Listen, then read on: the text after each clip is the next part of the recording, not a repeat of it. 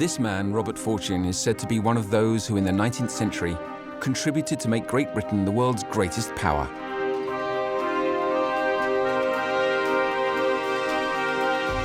This discreet man, commissioned by the Honourable East India Company, is said to have simply changed the world by stealing one of Imperial China's most precious secrets.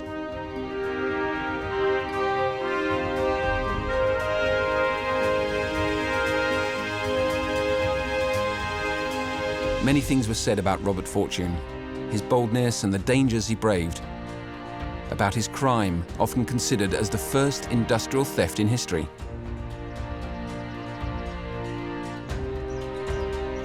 About the trades he witnessed that were operated by the British Empire to ensure its monopoly. Robert Fortune was at the heart of an adventure that changed the world. Here is his story. Here is his legend.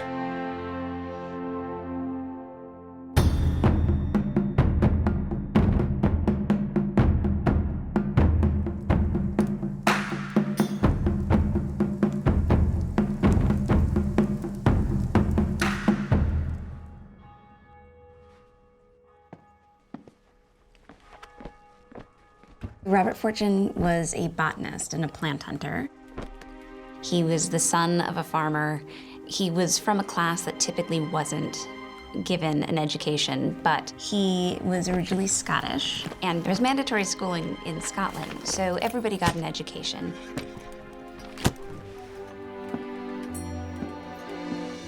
He had a kind of natural language affinity for plants and became a naturalist, which at the time was a very prestigious job. I think the moves that Robert Fortune made from place to place in his early days showed ambition, and that he was taken on by the Botanic Garden showed considerable, not just zeal, but knowledge. He had a drive to achieve. I don't think you could have risen as far or as fast as he did in a society as regimented and rigid as 19th century Britain without having a great deal of determination.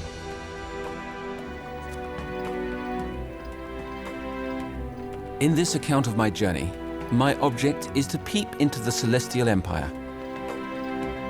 I shall have the pleasure of taking my readers to the Himalayas and showing them the government tea plantations from which much is expected and which are likely to prove of great advantage not only to India, but also to England and her wide-spreading colonies.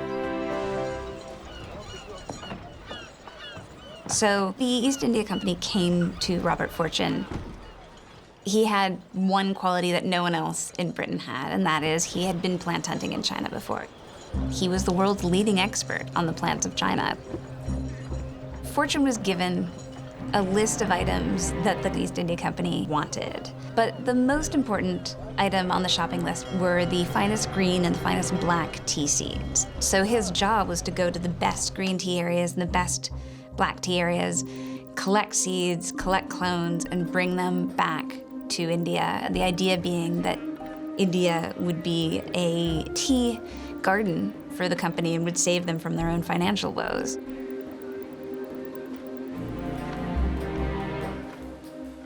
Tea was incredibly valuable because of the markup. They'd say it was picked for a penny and sold for a pound. The trade with China for tea was a fundamental source of government income for the British government, both in the later 18th century and in the early 19th century. If next season nobody brings any tea from China, Britain will worry that they would have a rebellion.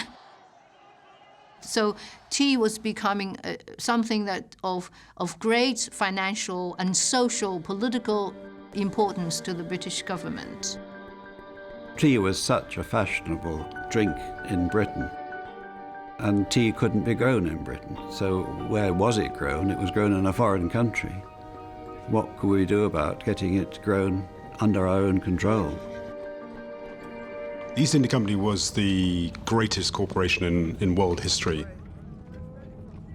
It was founded in 1600 was chartered from the Crown. Queen Elizabeth gave the company exclusive monopoly of all trade with Asia. It was owned by its shareholders, but grew to conquer India and dominate trade in Asia. In India, by the beginning of the 19th century, it was a very huge enterprise. It would have over 150,000 people in its private army. So really, at the pinnacle of the tea trade was in the 1820s, when the company exported 40 million pounds in weight of tea from China to Britain. The East India Company did offer opportunities from people from, let's say, not so prosperous backgrounds to actually succeed, to engage in adventure, but also to make their own fortunes. On the 20th of June 1848, I left Southampton in the Peninsular and Oriental Company's steamship, Ripon, under Captain Moresby, IN.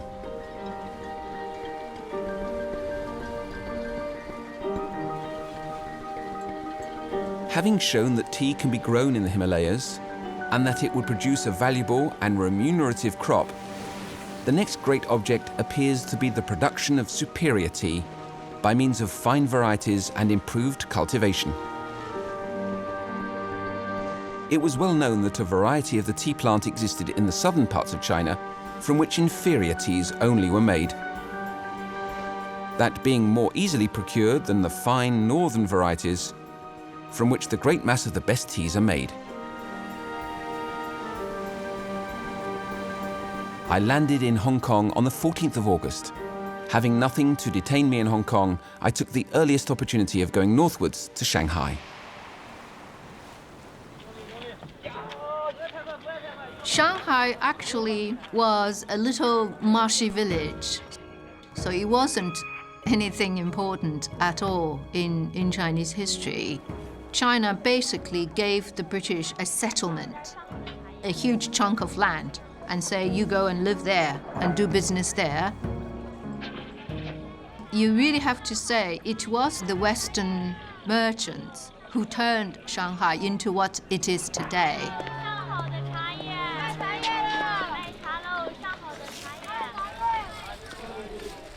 Having determined, if possible, to procure plants and seeds from this celebrated country, there were but two ways of proceeding in the business. Either Chinese agents must be employed to go into the country to procure them and bring them down, or I must go there myself. At first sight, the former way seemed the only one possible. Suppose I had engaged Chinese agents for this purpose, and plenty would have undertaken the mission. How could I be at all certain that the plants or seeds which they would have brought me had been obtained in the districts in question? I therefore determined to make an effort to penetrate into the Wuyi country myself. No dependence can be placed upon the veracity of the Chinese. I may seem uncharitable, but such is really the case. To travel in China was extremely risky. Fortune had to hire servants, and among the qualities he was looking for were language skills. At the time, there was no single Putonghua. There was no mother tongue in China that everybody spoke. There were regional dialects that were almost incomprehensible to everybody else. So to go to the green tea areas, he needed guides who could get him there in their mother tongue.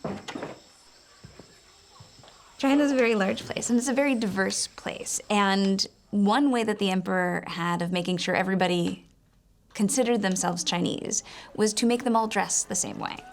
This was the tonsure. Men have to shave their forehead, and they wear a long queue.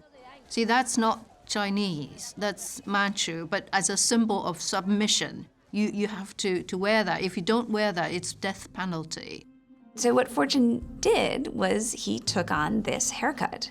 It was the physical sign that he was a subject of the emperor. My servants now procured me a Chinese dress, and I had the ponytail, which I had worn in former years, nicely dressed by the barber.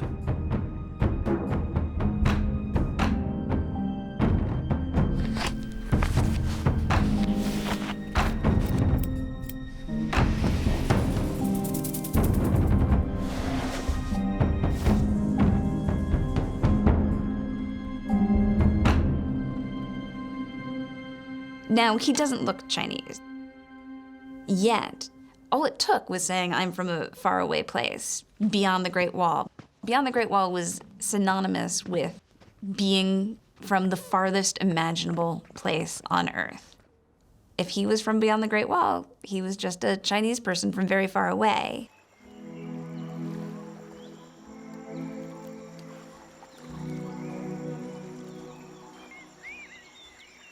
China at the time had a network of waterways, rather like highways, that just connected most of the inland areas to the coast.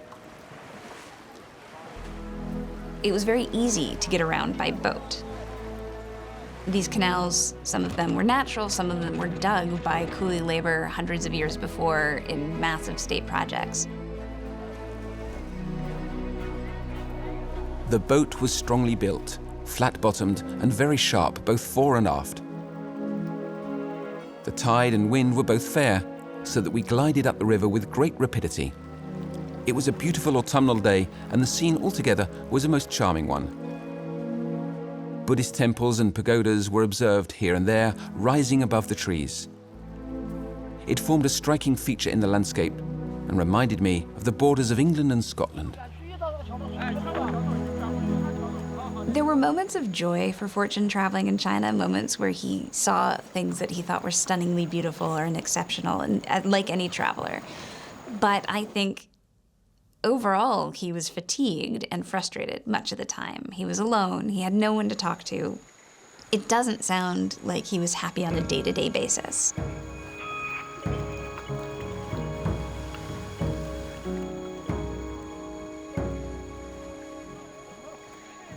Every now and then we came to rapids, which it took us hours to get over, notwithstanding that 15 men with long ropes fastened to the mast of our boat were tracking along the shore.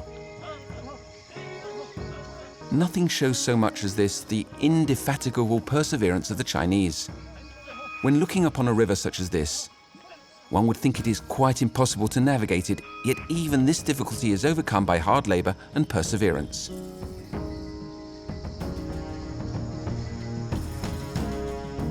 The slow progress which we necessarily made suited my purposes exactly, and enabled me to explore the botanical riches of the country with convenience and ease.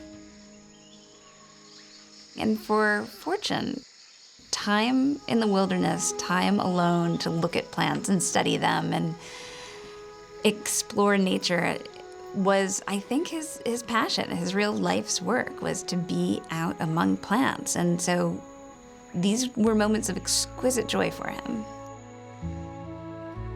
He discovered a number of new plants that are very common in our gardens today. Every kumquat you see is a plant that Robert Fortune discovered. It's the Citrus fortunei.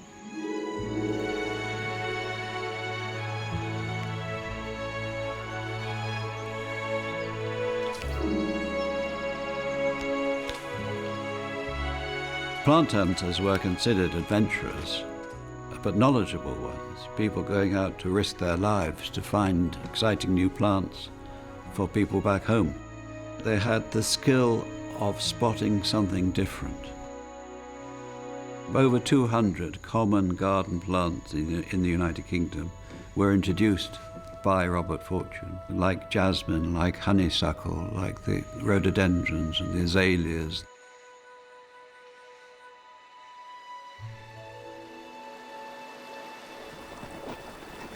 I think the danger for foreigners in China at that time is becoming more intense.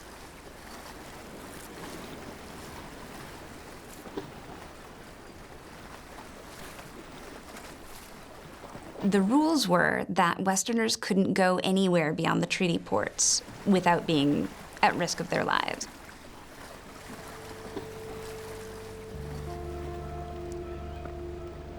On the evening of the 22nd of October, I approached the suburbs of Hangzhou, one of the latest and most flourishing cities in the richest district of the Chinese Empire.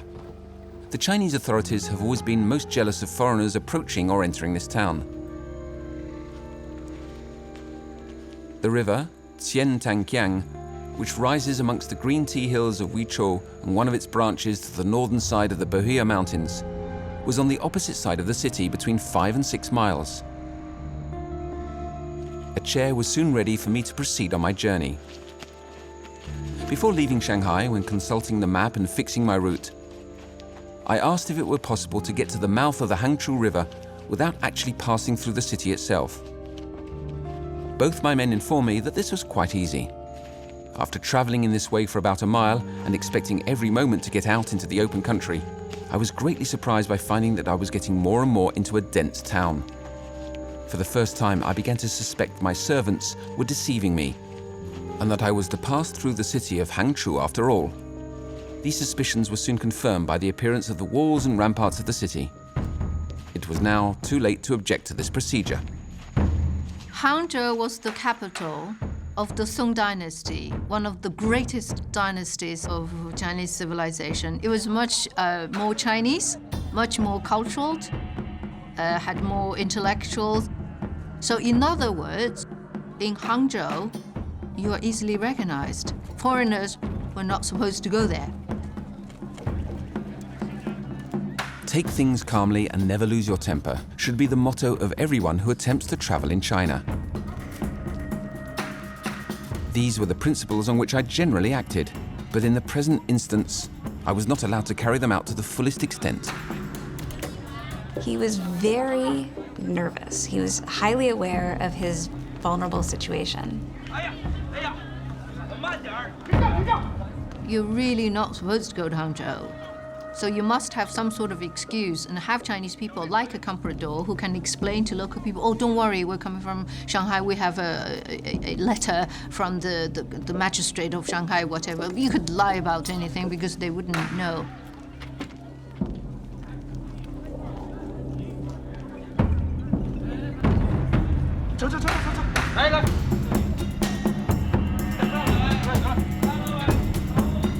Robert Fortune was very lucky.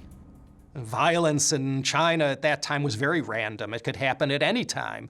So Fortune was actually quite lucky that he managed during those years to get through pretty much unscathed. He could have lost his life.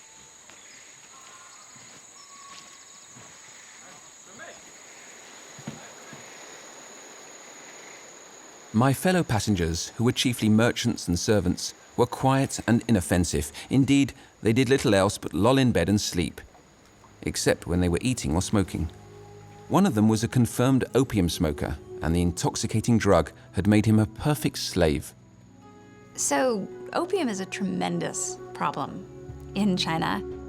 They're a nation of addicts, every bit as much as England is a nation of tea addicts. China was a nation of opium addicts, and it was a much more destructive plant. Our best estimates are that about 12 million people were opium smokers in China in the late 1830s.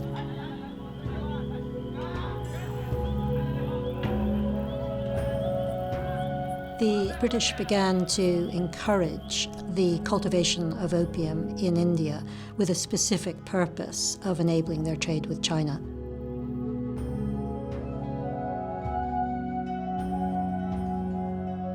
Britain keep going to China to buy tea, and they keep paying with silver.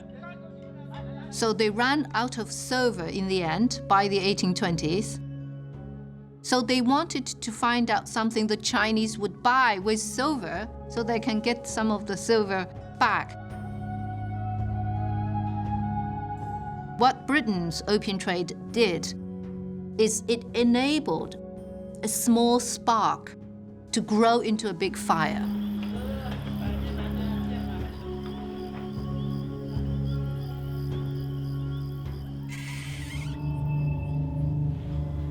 The East India Company controlled the production of opium in its lands in India. It sold these at its auctions in Calcutta and ensured that this opium was then used to gain access to China. This was very clear, very conscious law-breaking of the highest order.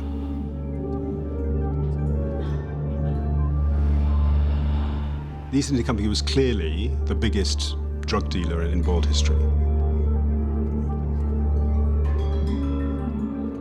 The emperor sent a commissioner, Commissioner Lin, to Canton to tell the foreigners, please don't bring opium to China. And Commissioner Lin also wrote a letter to Queen Victoria about you prohibit opium in your own country. Why are you sending so much opium to us? Can you stop it? And of course, the merchants can never stop it because it's all this money. So Commissioner Ling forcefully took their opium stock out of them and burned them.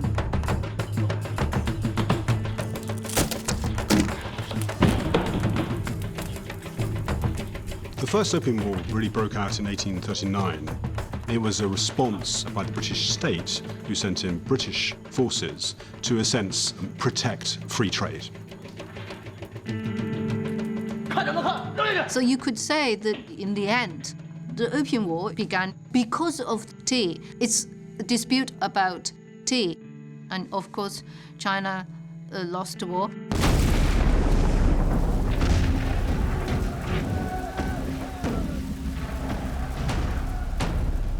Maybe it's the humiliation Chinese people suffered from foreigners, from the British.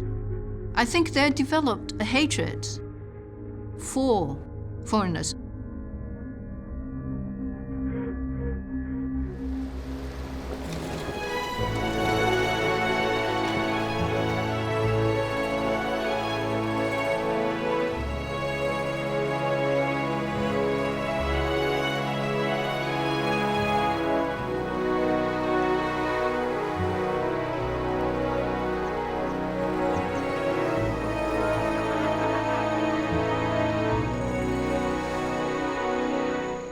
The river Tiantankiang, sometimes called the Green River, on which I was now, has its sources far away amongst the mountains to the westward. All the green and black tea comes down this river on its way to Shanghai. It was a matter of great importance to procure plants and seeds from those districts in China where the best teas were produced, and I now set about accomplishing this object. The boatmen amused themselves by yelling and uttering strange sounds. These were taken up and distinctly repeated again and again.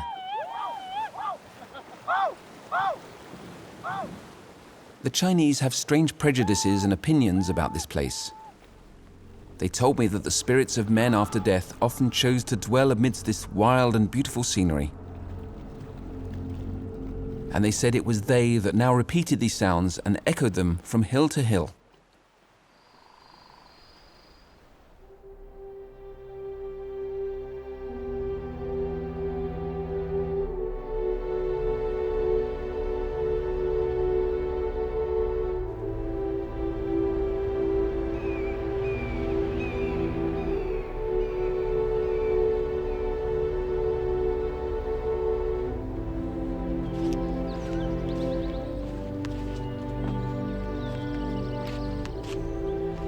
We reached our destination a little before dark. And there I had the first view of the far-famed Sung Lo Shan, the hill where green tea is said to have been first discovered.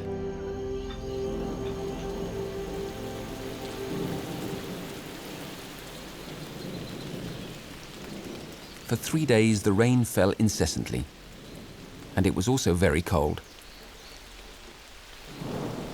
Sunglo Mountain, which in ordinary weather I could have seen from the windows, was now enveloped in a cloak of mist, and every tree and bush was bent down with heavy drops of rain.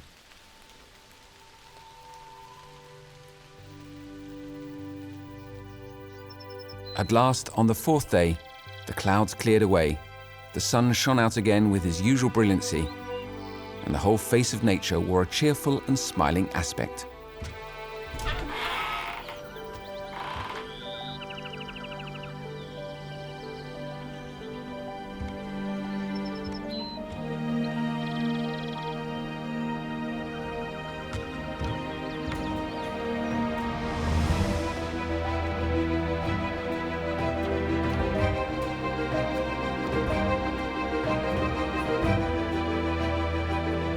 It is exquisitely beautiful. It is so gorgeous. He gets to go tea picking in some of the greatest tea grounds anywhere, and it kind of makes the terrible time worth it. I was now out every day from morning until evening, busily employed in collecting seeds, in examining the vegetation of the hills, and in obtaining a good collection of those tea seeds and young plants from which the finest green teas of commerce are prepared.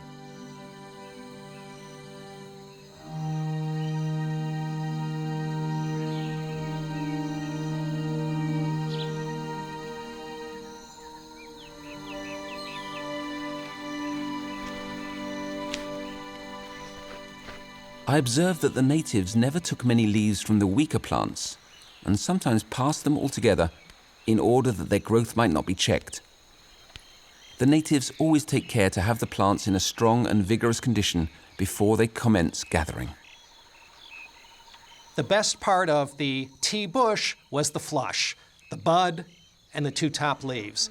So in order to pick that, it did require a certain amount of skill. These tea-picking girls would pick 30,000 of those in a single day, which was maybe 4 or 5 pounds of these very light tea flushes.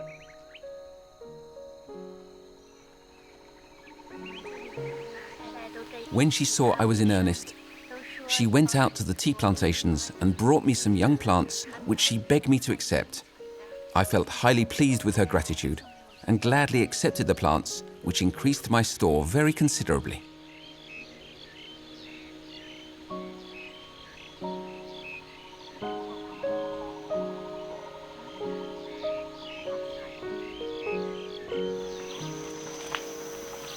One of the most important things that Fortune needed to bring to the East India Company was not just tea seeds.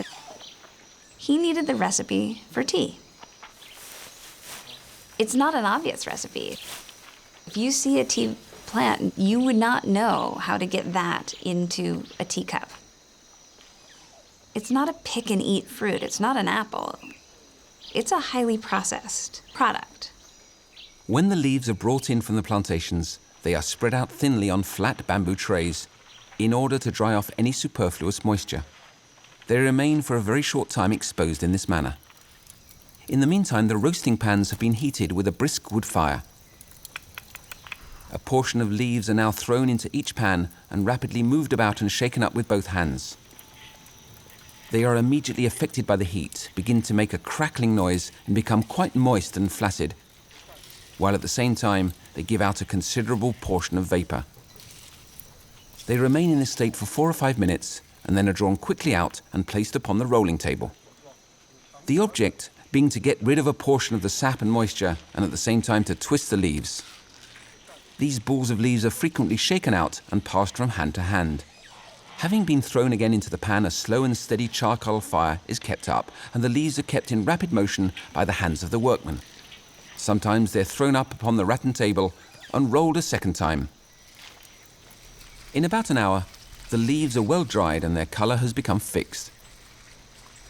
They are of a dullish green colour, but become brighter afterwards.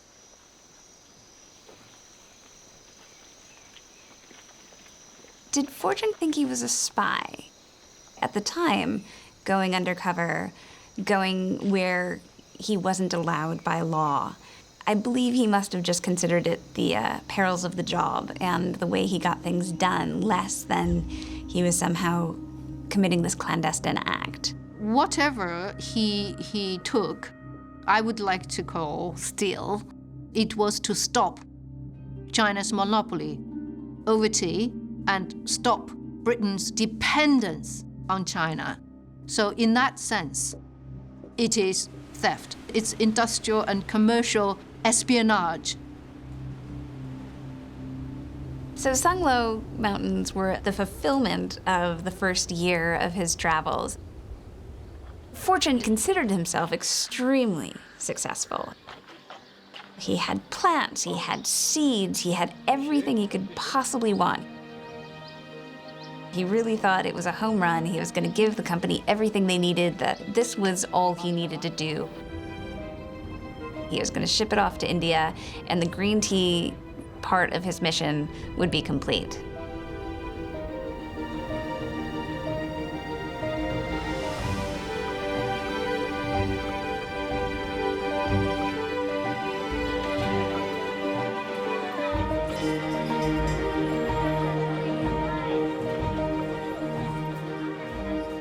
Since my return to Shanghai, I had been busy getting the tea plants carefully planted in Ward's cases in order to send them to India. Tea seeds retain their vitality for a very short period if they are out of the ground. In 1849, however, I succeeded in finding a sure and certain method which will apply to all short-lived seeds as well as to those of the tea plant. It's simply to sow the seeds in Ward's cases soon after they're gathered. Nathaniel Ward invented really what's a miniature greenhouse, which allowed plants to be brought from abroad in a way that had never been possible before. The Wardian case, which was developed in the early 1830s, was a bit like an aquarium but with a top on it. It was designed so that once the plant was put in it and was watered, the water would evaporate off the plant and would continue to hit the glass and then re-evaporate down. So it was really a self-watering system. The Wardian case meant that you could put your plants on the ship in the sunlight if there weren't a storm. The plants would then get the sunlight, would survive the travel, but would be enclosed and would be safe from danger in this time period. So he moved his seeds and plants to India on a ship, and that took about a month. And then when they got to Calcutta, someone opened the boxes. You're never supposed to open them. They only work when they're really a closed system. And then someone watered them. And this is a problem. And then as the plants travel up into the Himalayas, the glass breaks. Of the many hundreds of plants he sent, he could probably count on a hand how many survived, and they were weak, and it was just a total failure. His first year was nothing but worthless.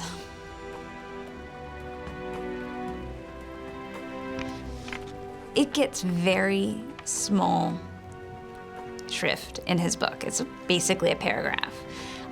I can only imagine how horrible it must have felt. But for Fortune, he just gives it a little bit of, and that didn't work. Guess we'll have to do a little more. He keeps a stiff upper lip. He doesn't give away just how devastating it was.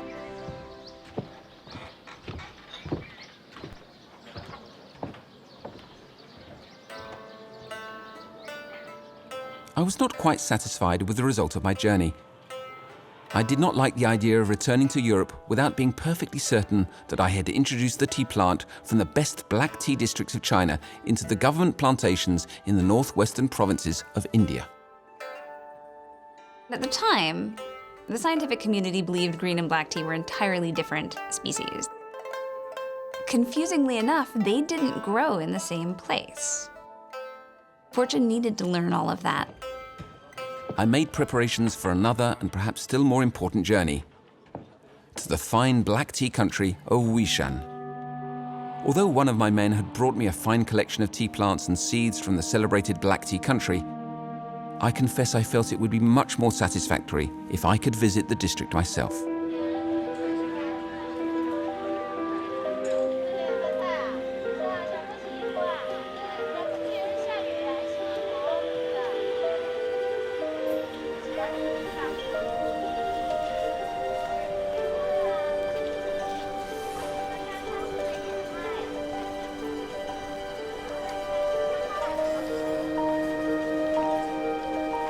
He is going to the heart of the thing that England loves most, which is black tea.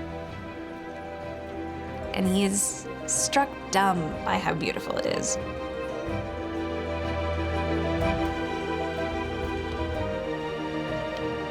The far-famed Wuyi is a collection of little hills, none of which appear to be more than 1,000 feet high. They have a singular appearance. It appears as if they had been thrown up by some great convulsion of nature to a certain height, and as if some other force had then drawn the tops of the whole mass slightly backwards, breaking it up into 1,000 hills. Wuyi is considered by the Chinese to be one of the most wonderful, as well as one of the most sacred spots in the empire. It was really in Wuyi where his breath was taken away the first time he beheld those beautiful karsts that rise out of the river and just the tea that's growing on the cliffs. He was completely taken aback at such perfect beauty.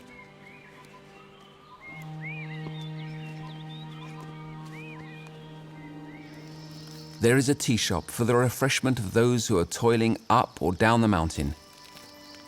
We stopped at these places on our way and refreshed ourselves with a cup of the pure bohea on its native mountains. There's a strain of tea there called the Da Hong Pao, the big red robe tea, that is even now considered sort of the most valuable tea, or some of the most valuable tea in China. The tea soon quenched my thirst and revived my spirits and called to my mind the words of a Chinese author who says, "Tea is exceedingly useful. Cultivate it and the benefit will be widely spread. Drink it and the animal spirits within you will be lively and clear."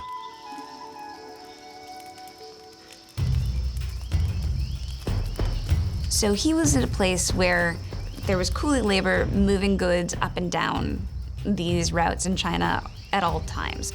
There was a general sense, not just in Fortune, but in China, that coolies are not people as much as they are just pure labor. I mean, they're almost like oxen. You treat them as you would, no one thinks about how many cows it takes to move something up a mountain, or donkeys. And these people were very little more than human donkeys. They were the trucks that moved the goods.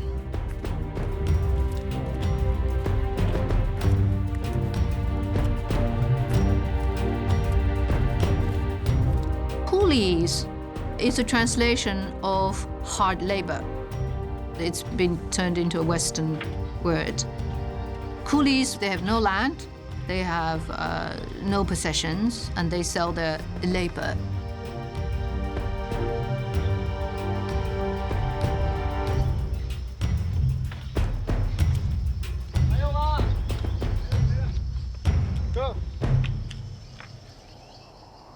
Long trains of coolies were seen winding their way through the valleys, loaded with tea to be sold to the English and American merchants. These were views of China and the Chinese as they are seen in everyday life.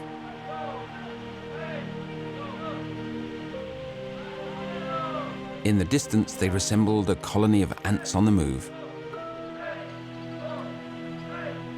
However numerous the coolies, or however good the road, I never observed any two of them walking abreast, as people do in other countries.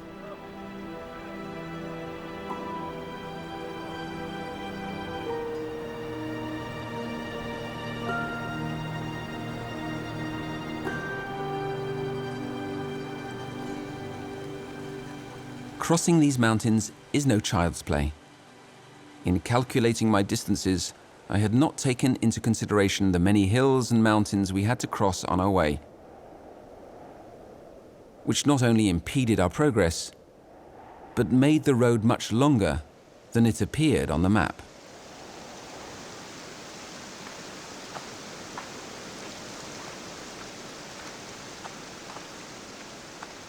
I was hot, thirsty, and weary after ascending the hill under a stifling heat.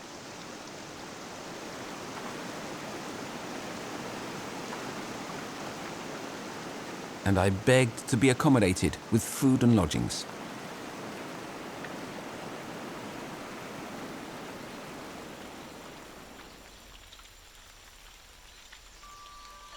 We intended to take up our quarters in one of the principal temples near the top. The Buddhist priesthood seem always to have selected the most beautiful spots for the erection of their temples and dwellings.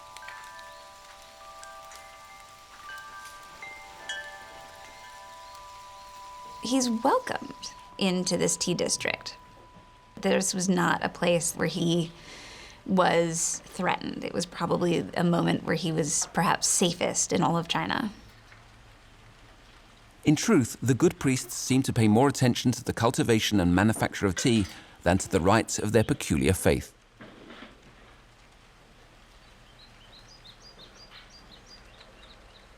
Rather like the Burgundian monks who let us know where all the great planting grounds are and wrote it down and kept great notes century after century so that we're still getting the best wine out of the same hillsides that we were getting wonderful wine out of 1,000 years ago.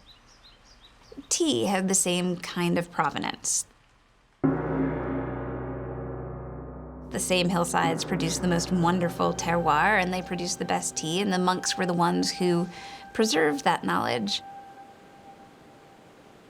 Tea is considered a kind of essential part of meditation. It is calming, it helps you focus. So it was very integrated into the monks' spiritual practice as well as their daily life. They would also sell it, and it would support their monasteries. There are many myths about how tea came to be that are Buddhist myths. The Buddha was trying to concentrate, and he was going to pray without ceasing, and he fell asleep, and he was so angry at himself that he ripped his eyelids out in frustration. And everywhere he threw his eyelid, a tea plant grew up. And so tea became this symbol of how we can stay alert and stay awake and concentrate on the divine. The character for tea, cha, really only came around in the time of the Tang Dynasty, the 9th century. Tea, up until that time, did not have its own Chinese character. Many other characters had been used to represent tea. When it became so popular, well, at that point it was decided it needed its own character. The character cha would be written with a grass radical on top, followed by a ren, which means person, and then underneath, a tree. Grass, human, tree. Those three elements symbolize the harmony between man and nature.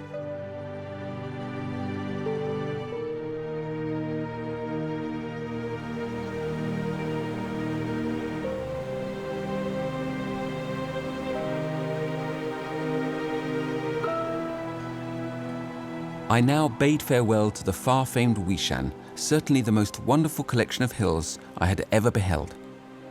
In a few years hence, when China shall have been really open to foreigners, and when the naturalist can roam unmolested amongst these hills, with no fear of fines and imprisonments to haunt his imagination, he will experience a rich treat indeed. He was the perfect man for the job, not only in terms of science, but in terms of his spirit of adventure, his ability to get his work done, a lone Westerner in the interior of China. Everything had succeeded far beyond my most sanguine expectations.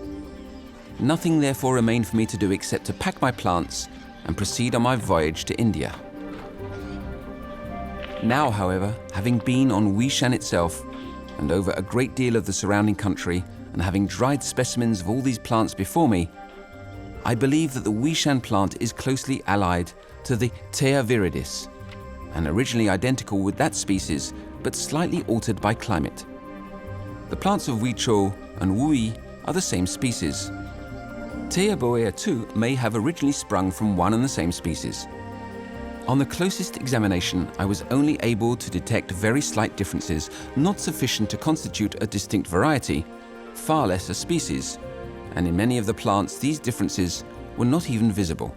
Therefore, I was induced to believe that the peculiar characters and chemical differences which distinguish black tea from green were to be attributed to a species of heating or fermentation accompanied with oxidation by exposure to the air, and not to its being submitted to a higher temperature in the process of drying, as had been generally concluded.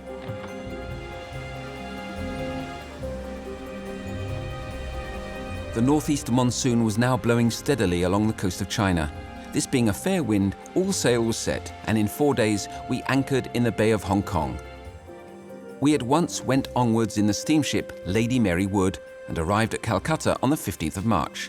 Soon after my arrival, I received through the Lieutenant Governor of the Northwestern Provinces orders from the Governor-General of India to visit all the tea plantations and to draw up a report upon their condition and future prospects. Mr. Lowther, the Commissioner, had received instructions and appeared most anxious that everything should be done to ensure the speedy and safe arrival of the men and the plants. I proceed onwards on the 25th of March in one of the small river steamers as far as Allahabad.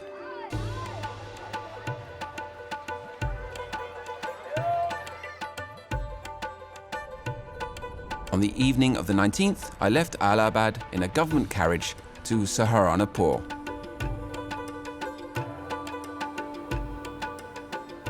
As I turned to look on this strange and wonderful scenery, the snowy mountains lay before me in all their grandeur, and the sun was shining on them.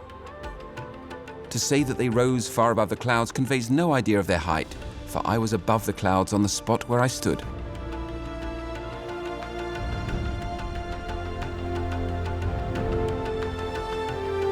The whole idea of growing tea in India didn't start with Fortune. It was already had been going on for a while. That was one of the reasons Fortune was called in, to sort of carry the ball forward on to the next level.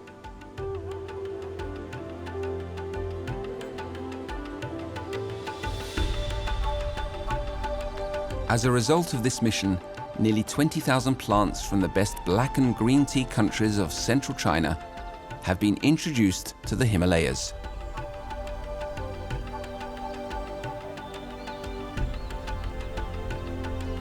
Six first-rate manufacturers, 2 lead men, and a large supply of implements from the celebrated Wuyi districts were also brought and safely located on the government plantations in the hills.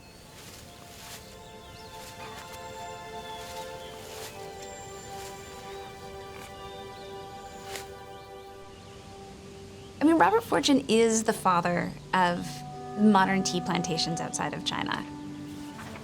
Every cup of tea you drink pretty much owes a debt to Robert Fortune in some way. He is the man who started the global tea economy. And the way plants reproduce, it's possible even that some clones of Fortune's tea exist now in the Himalayas.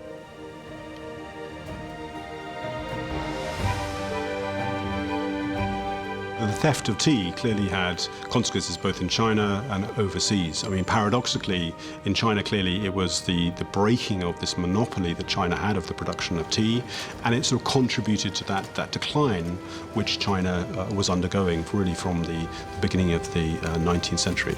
In the end, it led to the rise of Chinese nationalism and to the downfall of the Qing dynasty. This theft had winners and losers. Other countries actually could become producers of tea, whether that's in South Asia and India and Sri Lanka, or indeed in Africa and other parts of the world. There are hundreds and hundreds of different teas from all over the world. Over 50 countries produce tea now. In these days, when tea has become almost a necessary of life in England and her widespreading colonies, its production upon a large and cheap scale is an object of no ordinary importance. But to the natives of India themselves, the production of this article would be of the greatest value. The poor pallieri or hill peasant at present has scarcely the common necessaries of life. Such a profit will enable him to purchase even a few of the necessary and simple luxuries of life. And the instruction of the natives is one of the chief objects which ought to be kept in view.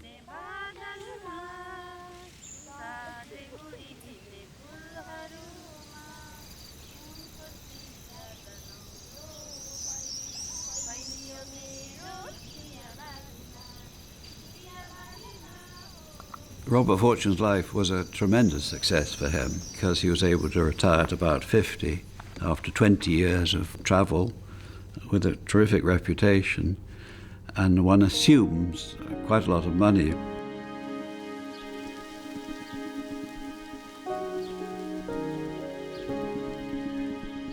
As I travelled far inland and visited many districts almost unknown to Europeans, I now venture to lay an account of my travels and their results before the public. Blessed with a sound constitution and good health, I cared little for luxuries and made light of the hardships of a traveller's life.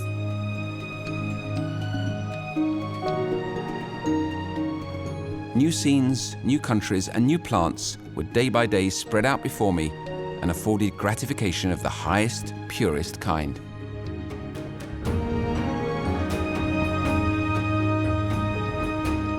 And even now, when on a different side of the globe and far removed from such scenes and such adventures, I often look back upon them with feelings of unalloyed pleasure.